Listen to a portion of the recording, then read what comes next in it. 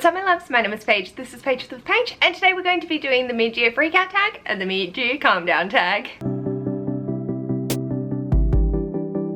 Hello my darlings, welcome to this video. Today I'm going to do a freak out and then a bit of a calm down. So we have the booktube staple of the mid-year freak out tag created by Ellie from Earl Grey Books and Chami from Is That Chami. I'm also using the questions that I think Gavin Reads It All created in or added additionals in 2023. I've just rinsed for repeat. And then the mid-year calm down tag is created by Leandra at the TBR Zero. And I don't think I did this last year, I meant to, but brain did the thing.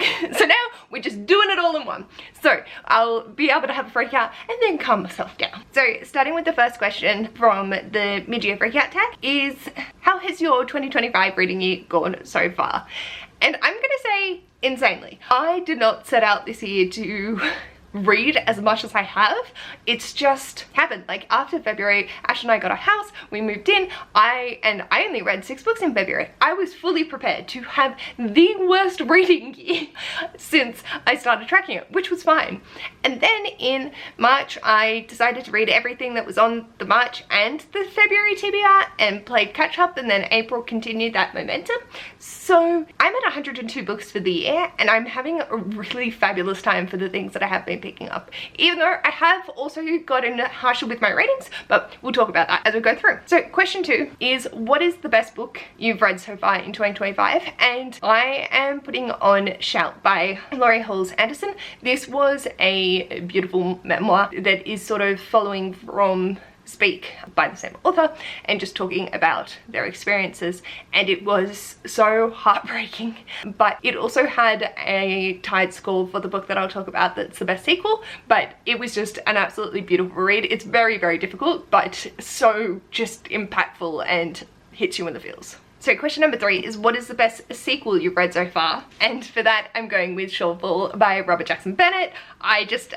I adore this. This broke me on a spiritual level. I have not recovered from this book. I am angry at this book and I love it. I do understand that the ending really didn't hit right for some people. I was just here for the ride and I was so in my feels that I don't think I even cognitively processed that because I was in too much pain.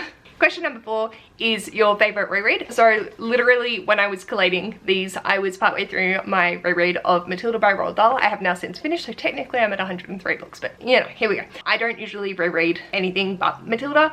I will probably end up picking up the Hunger Games this year, just she's been in her feels with that, so I'll end up picking those up, but I always love my annual reread of Matilda. Question number 5 is genre you've been loving or reading the most of. For a couple of years, sci-fi just was dominating with trying to read the Animal series.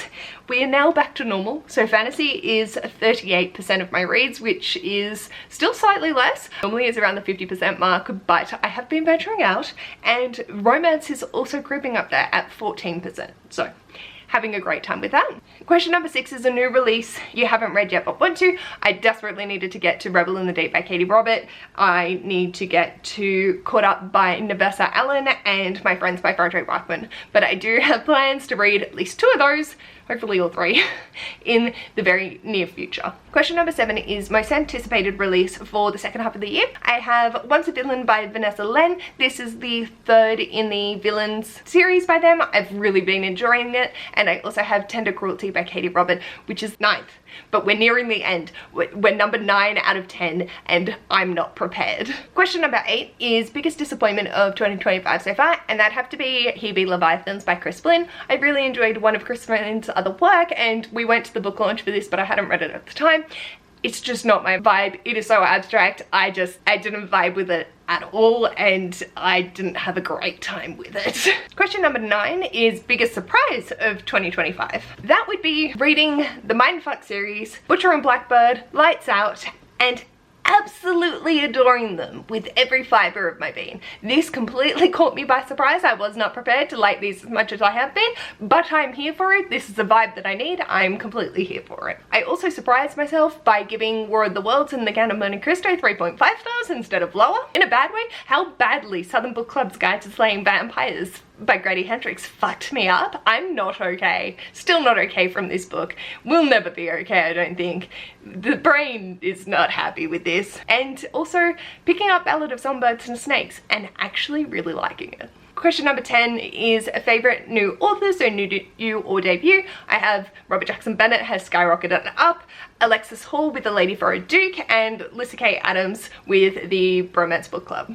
Number 11 is newest fictional crush, and I'm going with Bernice. That woman has me in a chokehold. Number 12 is newest favorite character. Surprisingly, also, particularly the Russian in the Undercover Bromance by Lyssa Kay Adams. He had me absolutely pissing myself laughing.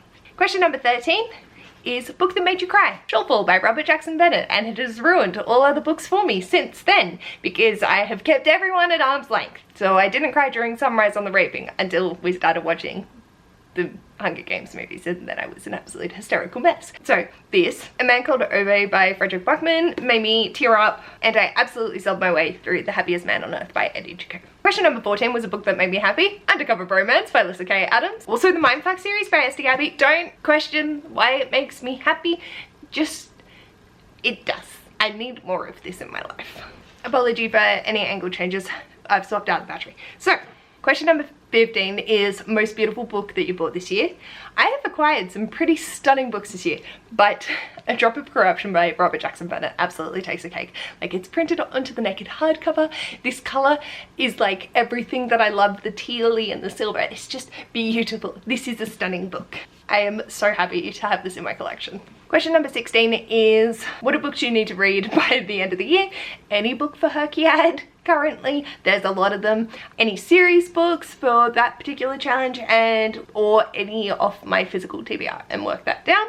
So none in particular, but just all of them is currently how we're feeling. Question number 17 is favorite video you've made so far in 2025. Always my Cluedo videos are my favorite to make, or just any TBR videos. It's always so fun for me to be able to put those together, and I have such fun in looking at how to make all of the connections work. But also my May Suffer-a-thon video just makes me laugh every time I think about it, and how I filmed that is very entertaining for me. So I have a lot of good fond memories of that very short video. Question number 18 is a video that you thought would flop. It did well. So I genuinely thought that my 1 week 1 shelf vlogs would flop. They don't always perform the best, that's completely fine. I don't do a lot of vlogs, so I didn't expect them to do well, but they've done surprisingly better than the last couple of years that I've done it. So I'm like, yay, this is great. So that was really lovely. And considering I fizzled out at the end, I was like, oh dear, but people are enjoying it, so yay. I have also dialed back on the amount of videos that I've been putting out, and only putting up the ones that are like staples or that I feel motivated to film and do. So I know that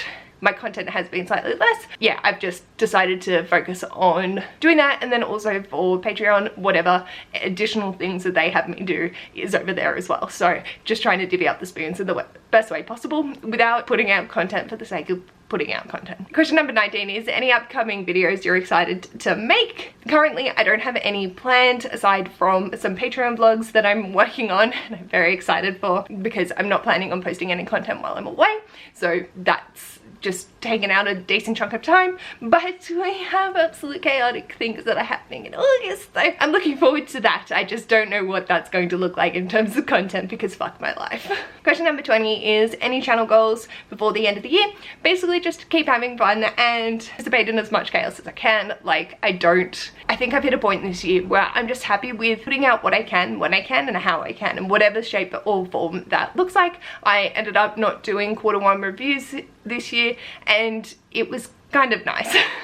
So I think I just need to make peace with just slowing down and that being okay, but still, if I can participate in readathons, giving that my all and actually showing up for the teams that I'm on, so then I can do that rather than necessarily making content. Just being part of the community is more the goal, and honestly I'm having so much fun with the Patreons and just doing absolute chaotic shit, because why not? I am also currently like less than 100 subscribers away from 3,000. Not that I ever put stock into the subscriber count, but you know, it's a nice, fairly large, very, very large number for me. Like, that's a lot of people. Thank you for sticking around. I appreciate you all immensely. So yeah, that is like there, but if we don't hit it, completely fine. Question number 21 is new creators you've been loving. So I have actually been doing updates on my Patreon of creators that I've found and loved throughout the different weeks. It's not every week that I do it, but if there's any videos that really stuck with me, I'll mention them there. But I have absolutely loved getting to see Steph in Quirty with her ad and all of that. That's fantastic. That also introduced me to Faith Hansen, who has a cross stitch and starting her ad as well. I just think their vibe is absolutely chaotic and lovely, and I think they're fantastic. I also found Beth the Autistic Reader, so they have a lot of fun little things on their channel, and I think that they've got a really good vibe going, so I'd like to see more from them in the future, and they just have that like chaotic energy that I just aspire towards. And also Books, Beverages and Besties have TBR Jenga that they play, and just their dynamic between the two of them, fabulous. Absolutely loving all of the content that I've watched from them as well. So there definitely are others, but those are the 4 that popped my head. But also getting to see and meet the creators at the Booktuber meetup was also just like an absolute highlight. So on to the mid-year calm down tag. So this is created by Leandra the TBR Zero. So question number 1 is thankfulness. What 2025 has given me thus far? A house? That's a thing. We finally put my photo up. We hung our first picture into the wall. It was great. So that's kind of a massive thing. I've also had a really powerful time at work with just re-solidifying why and where I'm at. So that's been lovely. And in terms of community, I've been loving being able to chat with the Patreons and just doing what I do and then getting to meet every amazing person that was at the Booktuber meetup has been an absolute highlight, and my heart has never felt so much joy in one being at that one time. The amount of love that I have for these people is astronomical, and whilst I might be a friend from afar, I love them so fucking much. I also feel like the community on the Sufferathon Discord, because we have been doing that, releasing prompts monthly, has actually been really wonderful. They're building their own sense of community there, and I just let them do what those little gremlins want to do, and yep. Question number 2 is relaxation. Most relaxing book. This sent me into an existential spiral, because what is a relaxing book? I don't know. I don't read to relax anymore, apparently. But honestly, the biggest highlight for relaxing was A Lady for a Duke by Alexis Hall. It has some stakes, but mostly I was just kicking my feet and squealing the entire way through, and I had so much fun with it. So it definitely was more of a relaxing read than some of the other things that I've read this year. Question number 3 is Hydration, a book that I needed, Boundary Side by Robert Jackson Bennett. I needed to start this series. I've been eyeing it off for so long, and it absolutely gave me life.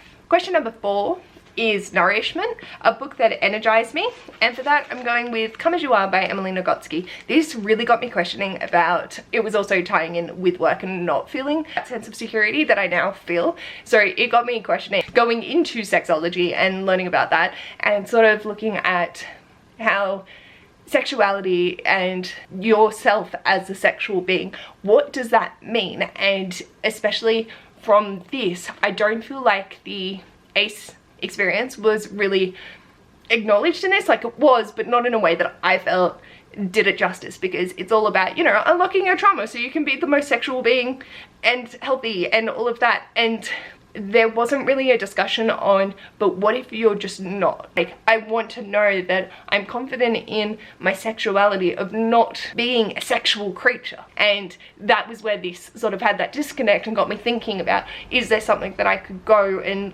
research into or look into or become eligible on? And yeah, so it really energized me at that point. I'm now very happy with my work again and just feeling really confident in it, so I don't feel the need to go and deep dive back into this, but I do know that it's there and that it is something that definitely energizes me. Next up is question number 6, Healthy Risk. Out of my comfort zone read or new to me author. The fact that I read The Count of fucking Monte Cristo and The War of the Worlds, Storygraph have been randomizing these classics for me, and I'm having a time. It was a risk, and it happened. I'm not mad at it, and I'm proud of myself for getting through them. Question number 7 is reflection. Changes in my reading taste. Falling in love with dark romantic comedy is, it's becoming my new personality, and I need more unhinged women in my life, but not necessarily vampires. Like, I just need, I'm gonna read Bury Our Bones in the Midnight Soul. I'd like to read Hungerstone eventually, but other than that, I need vampires to take a slight backseat for me at the moment. I'm still slightly traumatized from Southern book clubs, so I just want unhinged women that aren't necessarily vampiric or talking in that nature, or like just kind of fucked up serial killers is really where I just want to go. So there's that. I've also been randomizing more classics. Not really enjoying it, but I'm reading more of them, so that's a change in my reading habits. And also I want more historical romances along the lines of A Lady for a Duke. The ones that had me blushing when they like exposed their ankle in like one night longer. That was top tier. Also, if anyone has a comp title to the Bromance Book Club, I am in desperate need of recommendations for that. So any recommendations in the romance genre? Apparently, dark romantic comedy, historical, or guys reading romance books to become better lovers. Yeah, that's where I'm at. Question number 8 is detox, a book or habit I'm leaving behind. I have gotten better at DNFing. I'm not like the world's biggest DNFer. I still have had lower reads that I probably should have DNF'd, but for whatever reason I didn't. But I stopped Sapiens. I wasn't in the headspace and I didn't care. I decided not to pick up Wild Beauty and just DNF that book, Madame Bovary. I got literally 3 pages in and I'm like, I can't do this. So I've gotten better at just knowing where I'm at and going, yeah, no, I don't want this on my TBR. I just don't need this right now. So I'm leaving behind the habit of having to finish every book that I pick up, and that because it's on my shelf, I have to read it. If they're ashes, I don't have to read them. It's okay. And I'm also leaving behind generic ratings for myself. So I'm not the most articulate person, and I felt that my reviews weren't... I'm not a reviewer.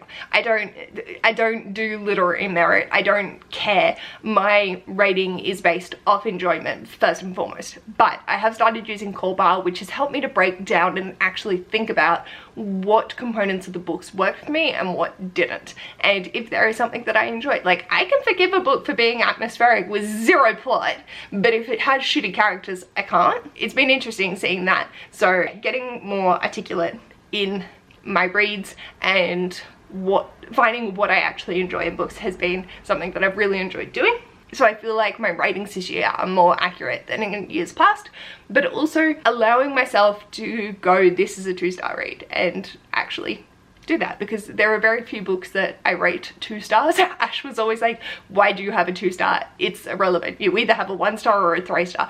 I'm like, I know. So I figured out what my actual rating system is, and going forward, I'm leaving behind the old one. Question number 9 is positivity, anticipated books or events. I have absolute chaos happening in August with Amanda from the Reading and Writing Life. We're absolutely nuts, and I don't know why we're doing this, but we are. So that is coming up. I'm excited for it. I'm also dreading it. If Sufferathon does go ahead in November, I am really liking the ideas that are happening with it. I don't know how we're gonna get it to execute, but I think we'll get there. I'd love to read all of the new releases I mentioned earlier, both the ones that I haven't got to and the ones that are coming out, and I'm also traveling to Bali in 2 weeks, so I will be very excited to be going there. And then looking ahead, personal plans and goals. I've literally written on my phone, yes, heck yeah. The series goals with the Patreons, that they're witnessing the absolute shit show of chaos that I'm doing August, and the shit show of chaos that that's going to be as a whole. And then I'm also currently trying to incorporate 24 new habits into my life in the next 3 months. We are just 8 days in and I'm doing okay, but holy fuck, what have I done? I'm an absolute idiot. Positive. I'm gonna do it. Like, I've been learning Auslan and just doing 15 minutes every night. It's been fantastic. I've been loving it. So each of the habits are to work towards something positive and something that I feel would be good to incorporate into my life. They're not just pulled out of a hat. Ash may question that, but they are designed to have a more positive outlook on life and feel more positive both in myself, mentally, physically, and spiritually, because we know the chaos that I get up to, so sometimes I just need to enjoy. So that's the chaos, but also the positive, like, it all feels good. It's a lot. There is a lot happening in the next 2-3 months that I'm like, Paige, you've made some choices, but I feel positive about it, so I think it's gonna go okay. And if not, I'll just check in with myself and go, hey, you're starting to burn out, let's peel it back. So with that, those are my questions. What? Those are my answers to the mid-year breakout tag and the mid-year calm down tag. I'm so happy to be able to do this every 6 months and just reflect on my reading and where it's at. It's so fun getting to just look back over the reads and then think about last year and how I think I was very despondent in the last mid-year breakout tag. I'll have to double check myself. Editing me will let you know if I'm bullshitting you right now or not, but I feel in such a good place in both my life, my reading, my friends, my community, my relationships. It's all just going really well. So whilst I'm freaking out, I also can calm down. So let me know in the comments any answers that you have whatsoever to any of these questions. I'd love to hear them. I'd love to hear any recs, please. I beg of you, for historicals, romances, dark romances, any kind of romances. Please, I need. And also if you have any advice for Herkiad, because she's looking at 175 books in a year and I can do it. I have to stick with it though, that's the thing. So let me know anything you want to let me know in the comments down below. And if you like this video, feel free to give it a big thumbs up. And if you'd like to see more of this mess, feel free to subscribe. I'll hopefully see you on my next video over on my Patreon. Bye!